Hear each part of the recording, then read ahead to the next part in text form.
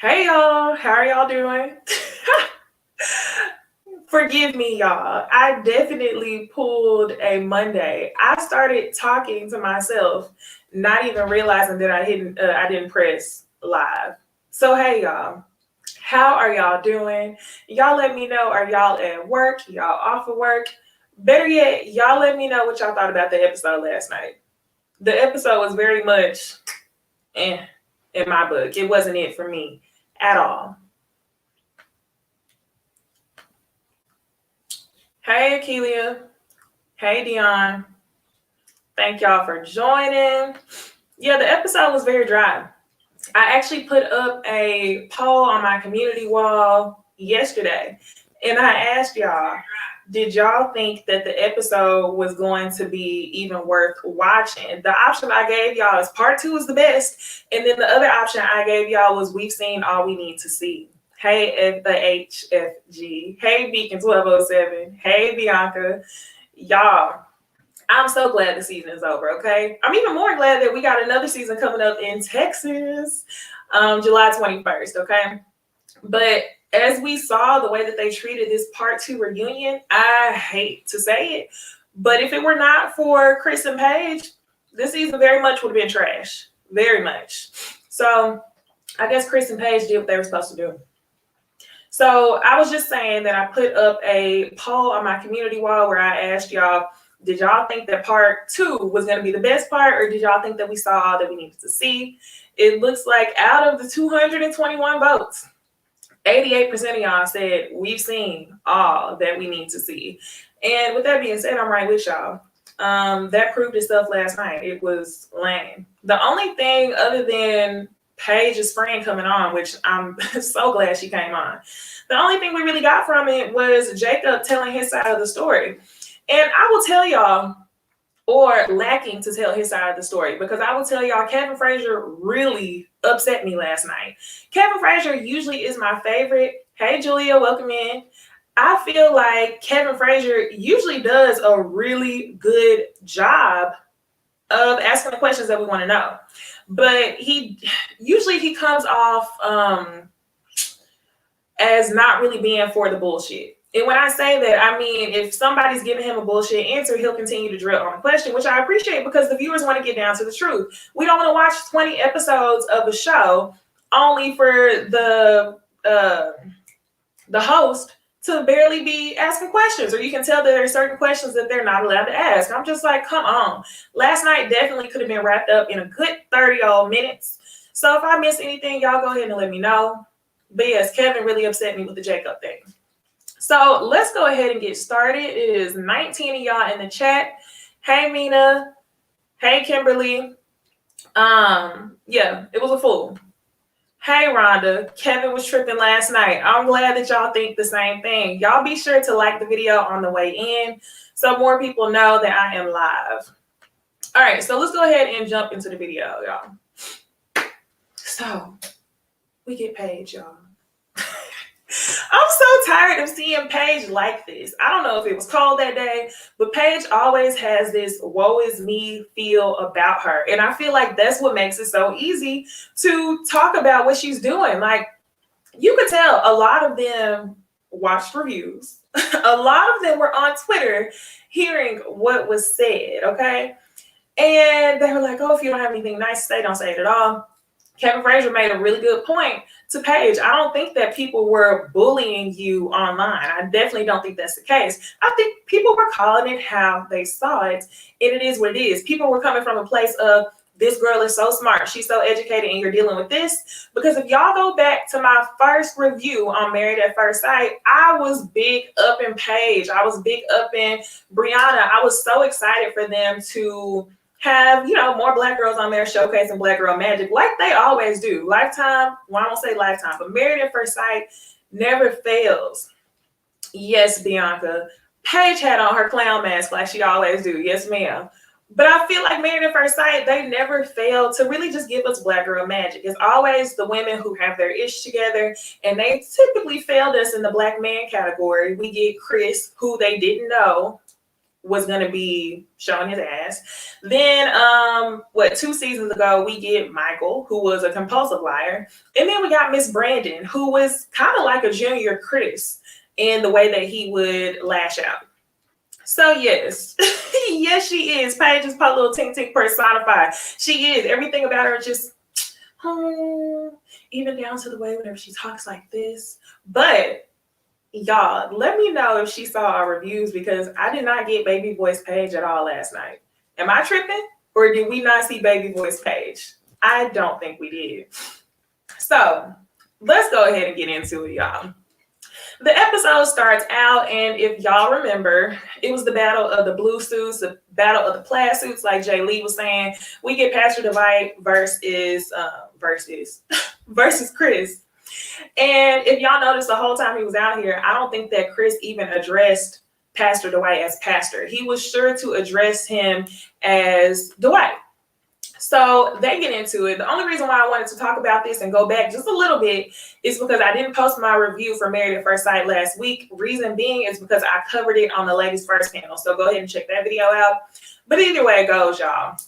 Chris went live on his Instagram page last week, and he explained that the reason why he exploded was because he had agreed to come on the reunion only if Pastor Dwight was not there. So Married at First Sight definitely pulled some Mari shit, some Jerry Springer shit. Oh, look who's here. That's definitely what they did on Chris. I'm not mad at them for doing that, but one of the things I will say that seems very true based on what Chris was saying was that Pastor Dwight was never his mentor. To me, that edge up, the slick suit, the nice looking pastor, I feel like Pastor Dwight was definitely on this show for clout.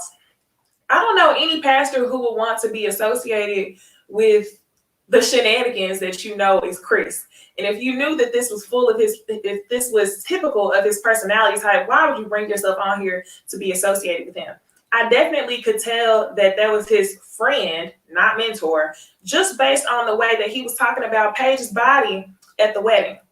So I definitely believe what Chris is saying, that Pastor Dwight is there for clout.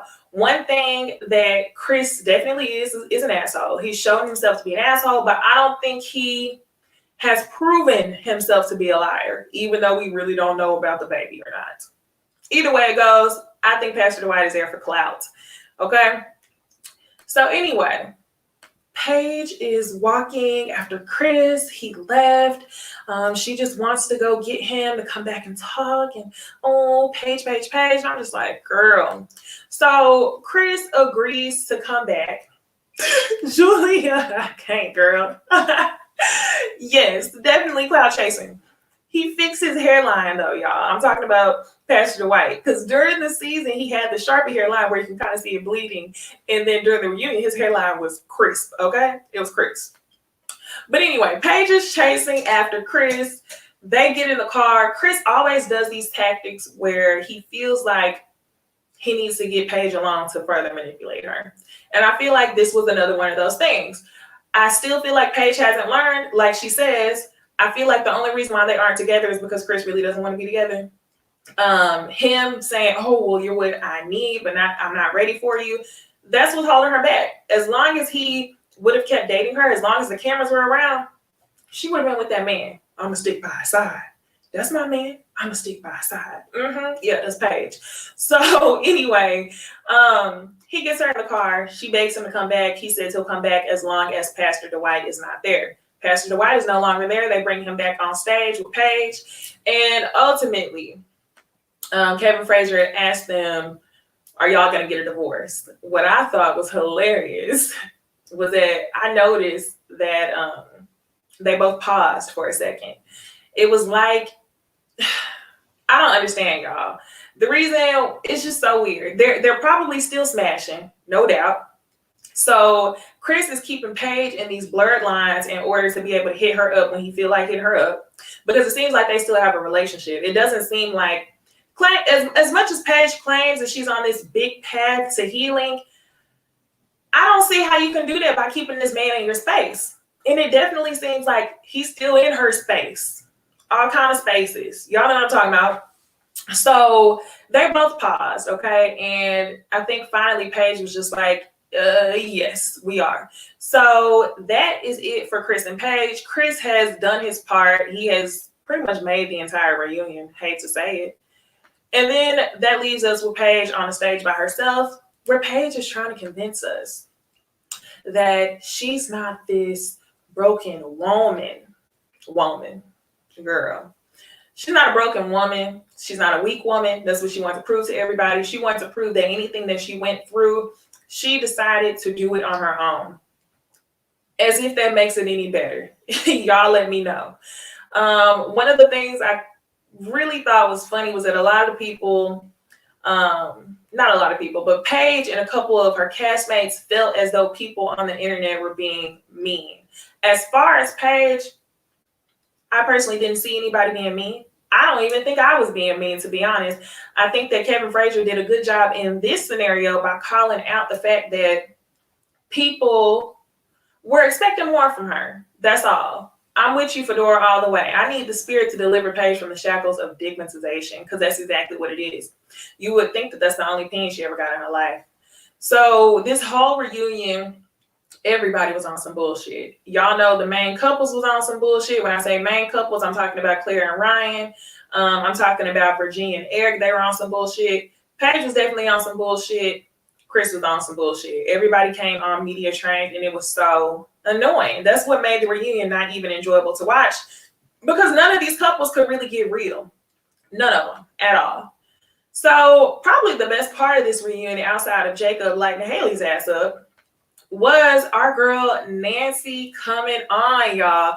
This is the friend who had the locks on the wedding day. And she definitely noticed all the red flags about Chris immediately in that first conversation. So I was so glad to see Nancy come on. She took me out, okay? She took me out.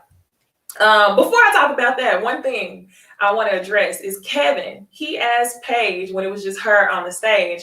He said, how did you feel about that clip where Chris is saying that, you know, he wasn't attracted to your face? This girl, Paige, she really didn't give us an answer. Every time you ask Paige something that she really wanted to speak to, it was, but God.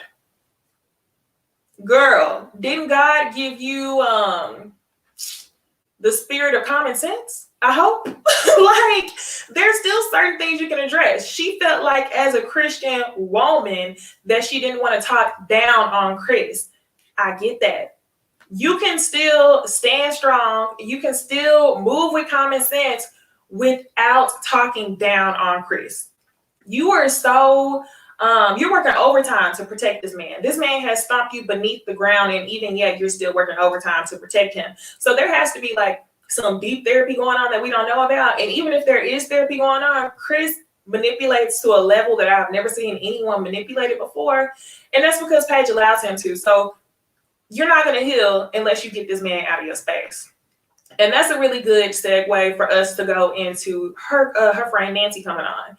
Now, I was telling y'all, Nancy was the friend with the locks who we saw on the wedding day, and she had peeped the bull very, very early on. And a lot of people were wondering why her friends didn't tell her.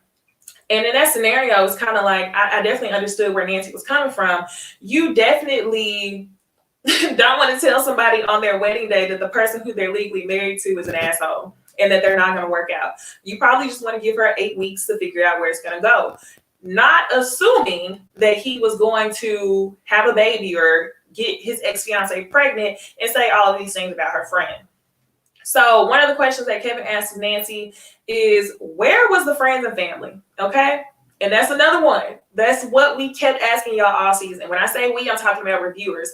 We wanted to know, where was Paige's friends and family? Because it's no way that a good friend, no way that a family member would have allowed their friend, sister, cousin to endure what she did on this show.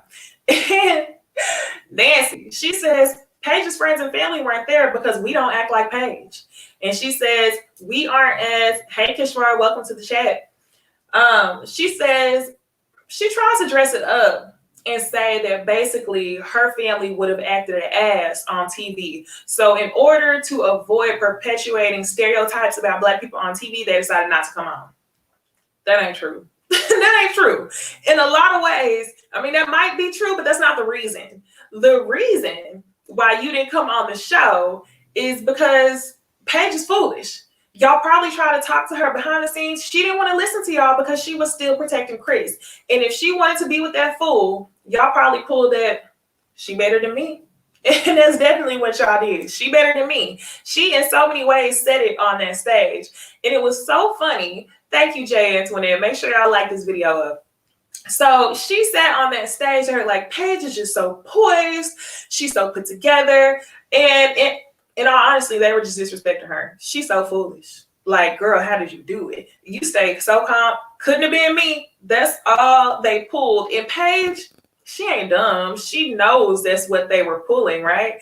But she just continued to sit there like, yes, I'm so classy based. If y'all just want to continue to say that, if that's how y'all want to play this up, go ahead and play it up. So yes, Nancy was not here to play.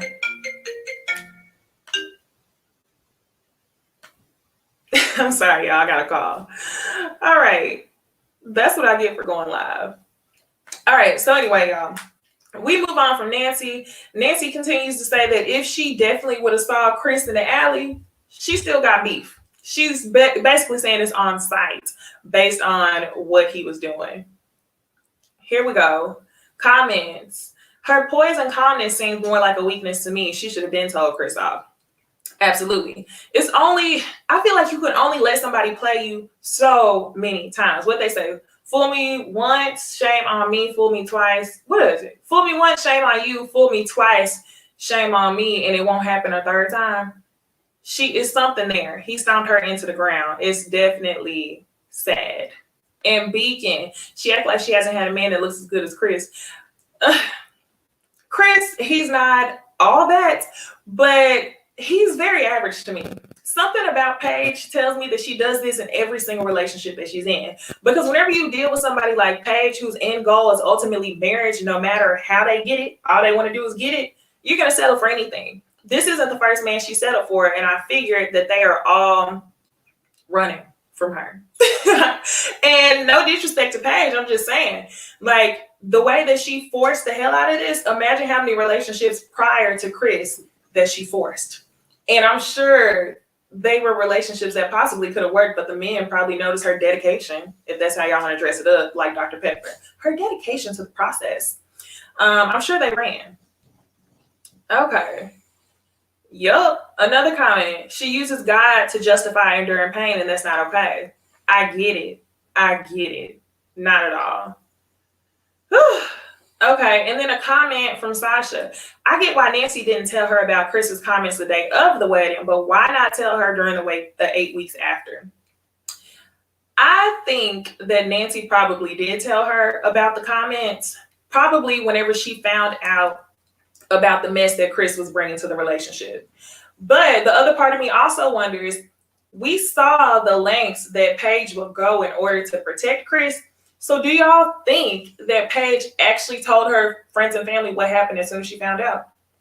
It could have been like 6-7 weeks in until she actually told her friends and family. So it's a possibility that her friend didn't want to say anything, hoping that, you know, maybe he's just dumb and didn't know what he was saying. Maybe they'll work it out. So it was nice to see Nancy on there. It just blows my mind. You have people on there, people around you who have common sense, and you know, they just can't influence you. So you can't really say birds of a feather, you guys. Now let's go ahead and get to Haley and Jacob. Haley and Jacob was another part of the reunion that I felt like it was a good topic to discuss, because this is where Kevin Frazier really decided to show his ass. I don't know what it is about Haley, y'all. While Jacob and Haley both carry a little bit of fault, when I say little, Jacob carries a little bit of the fault of the relationship not working out. Haley carries a lot of bit of the fault of the relationship not working out. I just was extremely annoyed with Haley. I don't know why Haley waits until she gets in front of people to try to make Jacob look like an ass. She does that all the time, y'all. She did it whenever they went on the retreat. We had saw her frustration with Jacob all throughout the whole season, but it wasn't until that they got to the retreat until she publicly try to make this man look like an asshole. And I'm just like, girl, why? Why are you in front of all these people and now all of a sudden you want to speak up? Y'all big and bad trying to talk down on Jacob in front of everybody else. And then Kevin. Kevin, I don't know why. There we go. Come on, Jay Antoinette. Come on, Duchess. I don't know why he was caping so hard for Jacob. I mean, not Jacob, for Haley. And I hate to say it, y'all, but I have to call it what it is, okay? I know a lot of people might be upset about this, but I felt like Kevin Frazier was easily being white woman.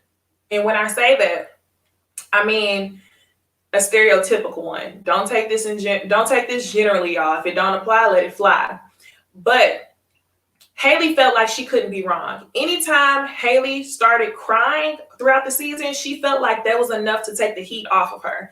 Anytime the experts talked to her and let her know that she could be applying herself differently to the relationship, this is the hardest thing I've ever done in my life. I get that. You don't think it's the hardest thing Jacob's ever done? And they just let it fly. Nobody really held Haley accountable for her actions or lack of actions because she was not giving Jacob any play at all. At all. Thank you, mods. Go ahead, like the video up, y'all. But yeah, she has no accountability. I'm right there with you, Kimberly. So there's a couple things that they started talking about. Let me see. Okay. So as soon as she gets on stage, he's asking them, how did life present themselves like after the show? Like, what happened after the divorce? Haley gets on, life just went back to normal. Like, oh, you're so happy-go-lucky. Forget Jacob. Jacob was, you know, the bag dragging your life down. I'm like, okay, girl, whatever. Did y'all notice Jacob was wearing the same jacket he got married in? Very funny, but he dressed it down. Perfect for the occasion. So simply put, Jacob says, I think maybe twice, 2 or 3 times, Haley didn't like me. It is what it is. Where was the lie? I felt like that was the truest thing that he could have said on that show. And I get what you're saying. It's hard to try when you just don't vibe with someone. That's fair. Very fair. However, nobody wanted to just, Haley never wanted to say, I just don't vibe with him or I don't like him. Haley always made it seem like it was something that Jacob was doing or Jacob didn't try hard enough to make it work. But it was like she was walking him into a wall. It was like it was a bridge straight into water she was walking him into. It was like, go ahead and try. But if you try, I'm also going to be disgusted. So it's like, which one is it? I would have much rather Haley said earlier in the season that I don't like this man and I think I'm done for the 8 weeks and y'all could have went your separate ways. I felt like it was much more hurtful to Jacob or to anybody if they were in this situation to be treated like you were just disgusting. And I think it was just, that's what upset me the most. I don't think I would have been able to sit through 8 weeks of someone acting like they were disgusted. Okay? Yes. Kevin wanted Jake to keep giving 100% knowing she doesn't like him. Like Doug did Jamie. Okay, yeah, I get it. But I don't think it would have worked at all. I haven't seen season 1, so I can't compare it to that one. So here we go. He thinks that Haley hated him as a husband. And then this is where, come on, Jay Lee. Haley is Chris in white woman form. This is exactly why I was going to step into this. So Kevin Frazier says, well, don't get me wrong, Jacob. I've never met a woman who has slept with someone who has slept with me and didn't like me. And I feel like that is so backwards because if you put it as simple as that, doesn't that mean that Chris tried with Paige? Doesn't it? So I'm like, why does Haley get a pass for sleeping with this man on the first night and you count that as trying? The relations that she had with him in the first 24 hours had nothing to do with the effort in which she gave for the full 8 weeks. After that point, it was literally nothing. So I'm like, Kevin, you know it don't work like that. Like, you're so good at asking everybody else questions, but when it comes to Haley, you don't have the logic to see around it. You're definitely being gaslit. So then they get into this bracelet talk, y'all. Kevin was way off. I'm glad we all on the same page, y'all. Then we get into this bracelet talk. And this is another one of those situations where I'm telling y'all, Haley always went out of her way to make Jacob look like an asshole in front of anybody when she had the opportunity to. She just played like she was disgusted with Jacob, and anytime she talked to anyone else, you made him seem like a complete ass. They showed the clip of Haley on FaceTime with her mom. Can you give me the bracelet back? He wants the bracelet right now. And her mom's like, that is just so tacky. That is just, and I'm just like, from the beginning, this relationship was not going to work. And I don't see how it was tacky. To me, what I thought was tacky is if somebody gives you something and you don't want it, you return it. Okay? How's it tacky that, what did he say? He spent $800 on the bracelet? I would want my coin back too. And he's not wrong for that. Why would I spend money on something only for you to keep it in a whole nother state? He's making perfect sense to me. I don't get. This is why Haley and Jacob didn't match. Jacob is very logical. Jacob does not allow Haley's beauty to trick him into seeing whatever she wants him to see, or he doesn't allow it to really influence his opinions. He kind of knows, like, no, I should return this bracelet. And because she's not being swayed, or because he's not being swayed by her, she automatically has an issue with it. I think if he would have fell into her and been all about her, like she probably wanted, they might have worked. But to me, Jacob never came in like he was just all about Haley. I think Jacob was very humble as a person, where Haley is not. Haley definitely thinks that she's better than Jacob. Although I will say, I told y'all Jacob carries a little bit of the fault. And when I say Jacob carries a little bit of the fault, Jacob does, he really does make assumptions about what Haley's thinking and how she's going to move. So a lot of the times, they would get into these arguments based on just how Jacob was feeling or what she allowed him to make up in his head. And I'm only blaming him partially because Haley wasn't giving anything. So when you're not giving someone anything, when you're hard to read, you're allowing space for him to make up scenarios in his mind, and you're not trying to aid him through that or talk to him about what's actually reality. So at the point in which she tries to talk to him, I definitely feel like it's already too late. So it is what it is. Julie and Jacob buy me an $800 bracelet. I will make you second eggs every day. I actually did like Jacob. Yes, that's exactly what I was saying, Kimberly. Haley avoids telling Jacob how she feels, so Jacob assumes what she says. Yeah, definitely. It is what it is. I just don't understand, like, it was spot on both ends. No one really did what they needed to do to get themselves in the space in which they wanted to get them in. I think that if Haley would have left the door open for him early on, then they would be in a much better place. But she was very closed off from the very beginning based off of her not liking him, which is okay. I'm not saying you have to like the man, but you probably should have been honest about it. So yeah, here we go, y'all. Now we get into the men. And the men came on there. I felt like this is one of the biggest caping moments ever, y'all. They all came on there, and I don't know why they decided to use so much time to discuss Jacob. They wanted to, this is another portion where I was thoroughly upset with Kevin Frazier. He wanted to show the men moments where Jacob looked bad. He showed the moments, every single moment where Jacob had ever assumed anything about Haley, and it really made Jacob look bad. They showed the moments where he was joking with Haley, made him look kind of odd. But because the guys knew his humor, they were just like, yeah, that's Jacob. I know how he is. And see, but I'm right there with you. Ryan's mustache, yeah. But to me, it seems actually very fitting.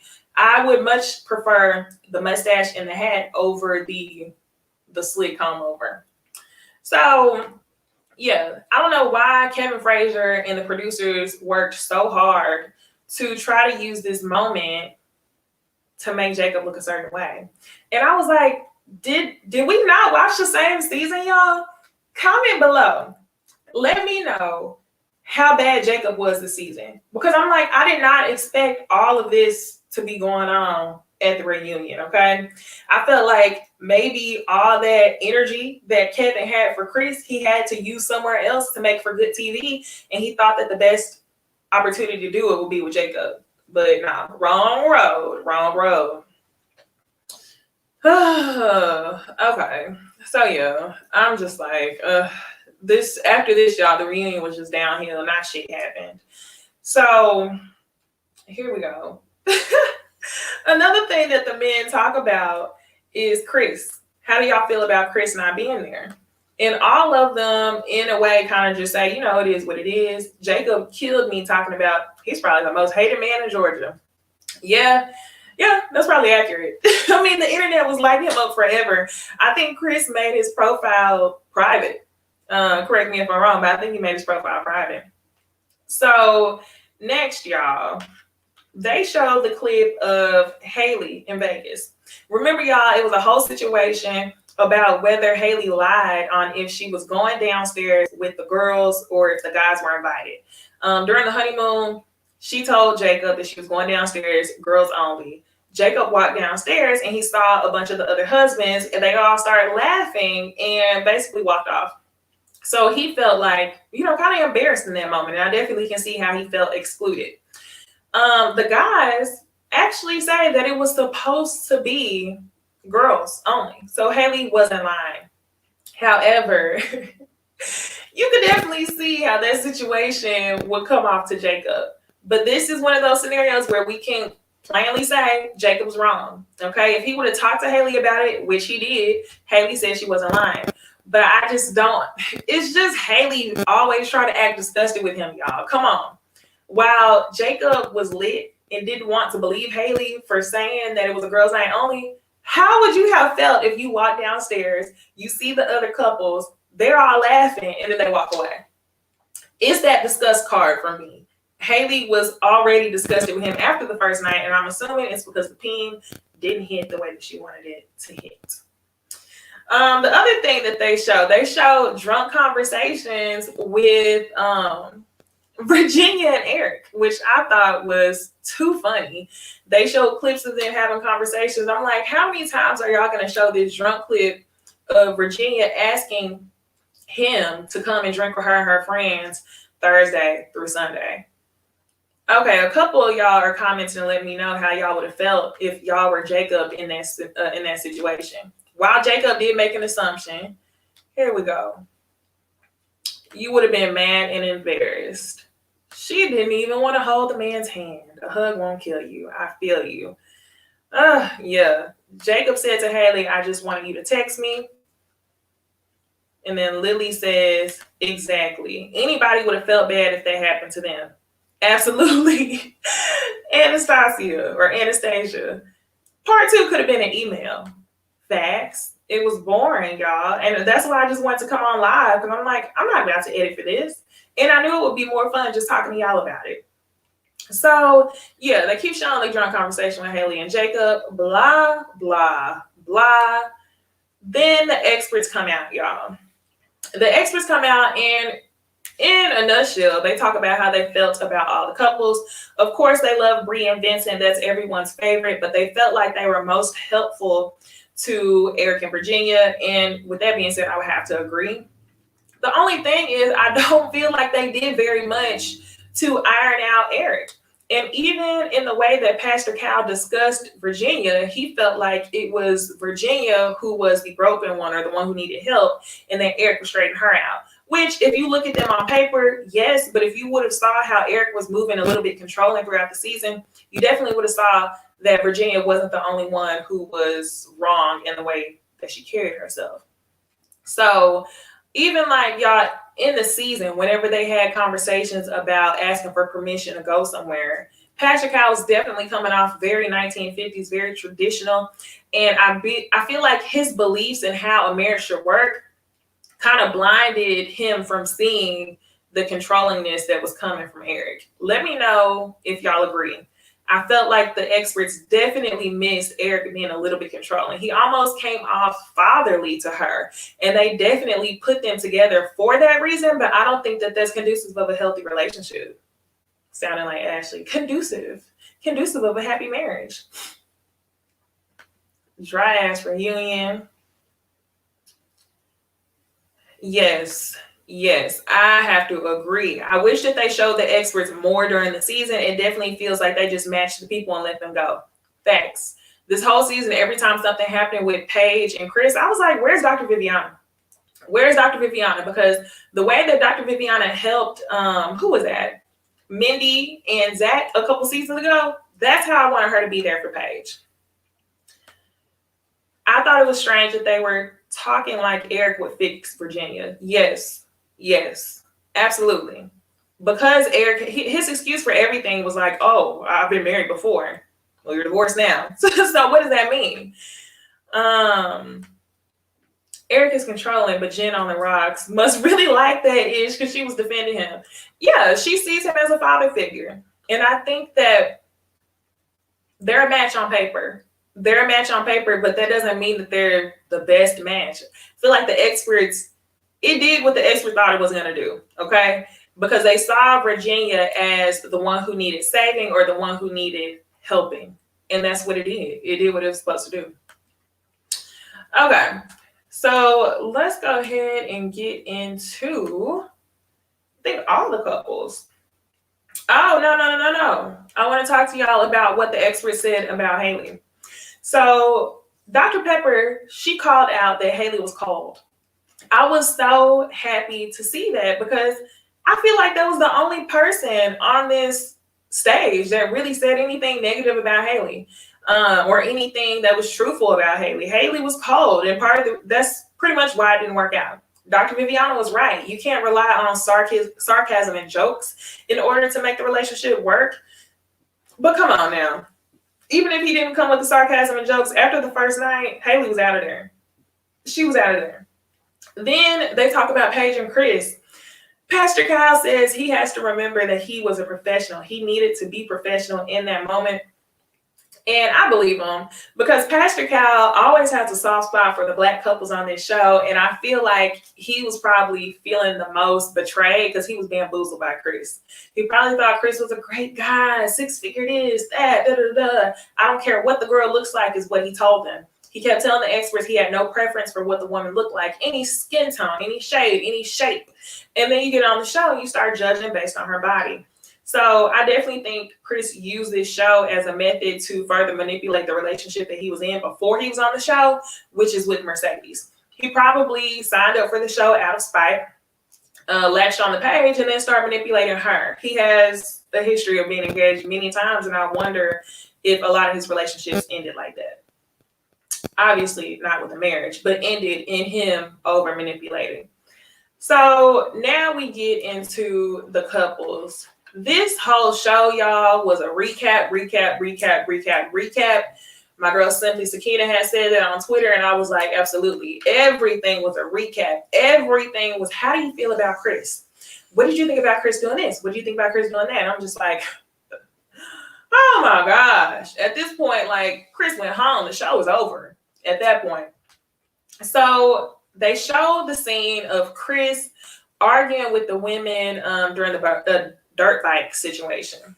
So I'm going to talk about when I first saw this episode and I posted my review, I said that I felt like Clara and Virginia were being Karens and that was fake concern. I still feel like, okay, I won't call it fake concern. I don't think it's fake concern anymore. However, I feel like Clara and Virginia were overstepping because ultimately the things that they didn't want for Paige, they ended up settling for in both of their marriages.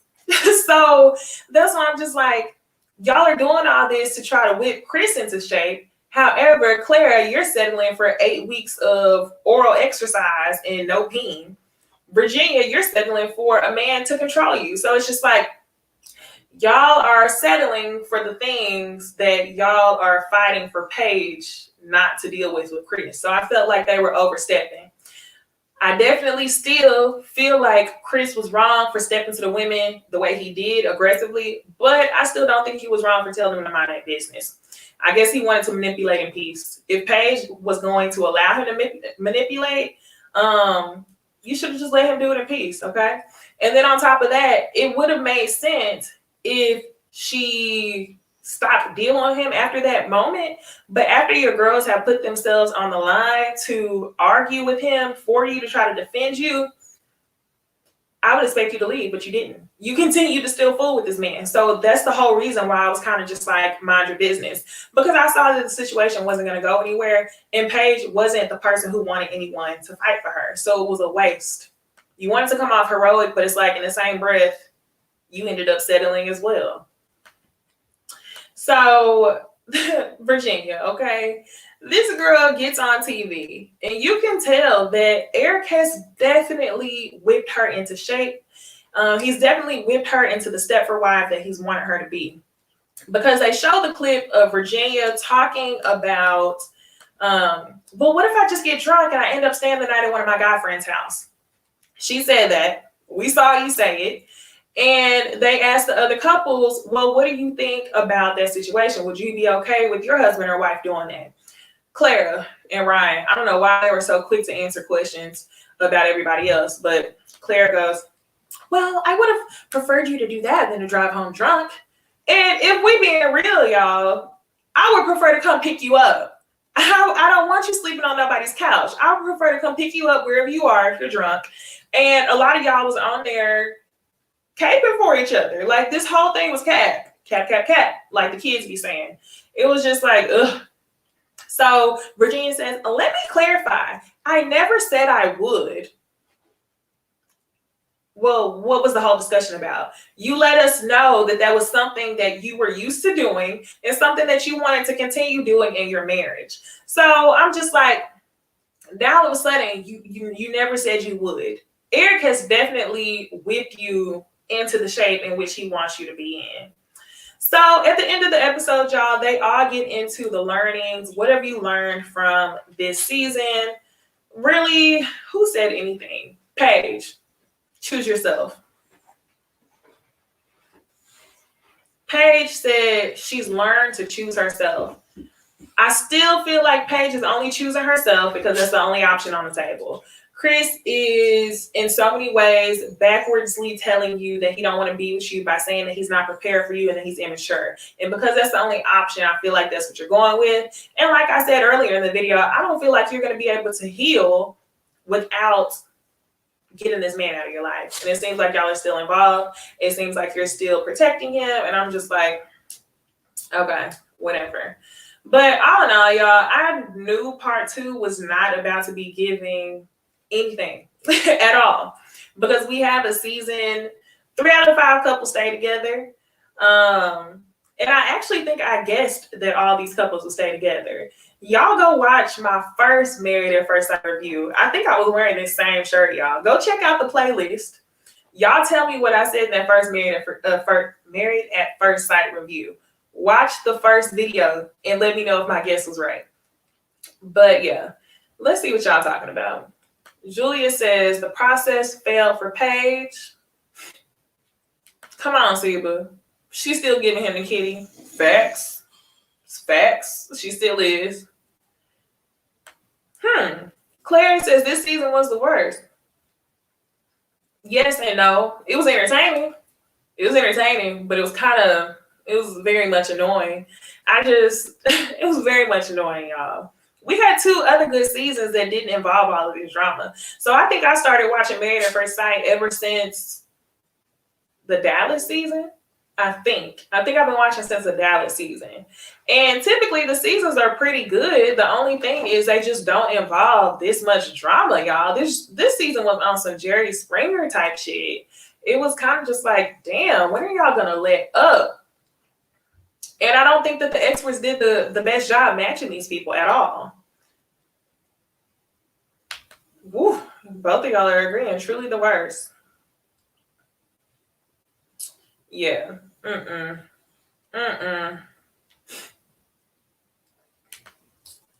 think Virginia was telling Eric things and he held that stuff against her. I agree.